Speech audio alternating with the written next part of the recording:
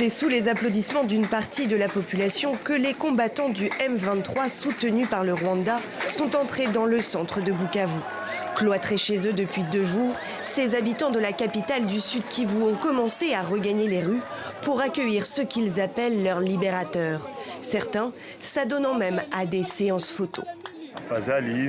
Au moins comme ça, nous voyons un peu le retour de la paix. Les gens commencent à rouvrir le marché. Il n'y a rien à faire, seulement dire à la population de se soumettre à ce qui va arriver, de ne pas être orgueilleux, surtout les jeunes, et d'accepter ce qu'on va nous dire. C'est ça le plus important. Nous ne demandons rien d'autre que la paix. Qu'ils ramènent la paix, puis qu'ils nous laissent travailler pour que chacun puisse faire son travail, comme avant. Peu après avoir pris le contrôle de l'aéroport de Kavumu vendredi, les combattants du M23 étaient entrés dans la soirée dans les quartiers périphériques de Bukavu. La suite de leur avancée s'est faite sans résistance.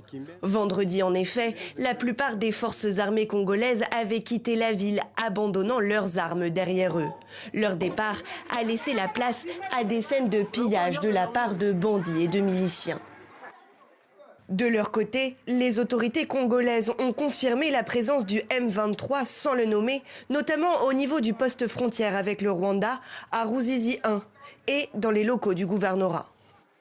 Le gouvernement suit heure par heure la situation à Bukavu, marquée par l'entrée de l'armée rwandaise et ses supplétifs ce matin.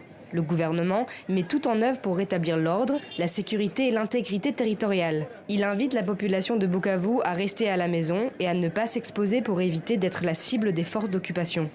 Ce dimanche, la situation est redevenue calme à Bukavu.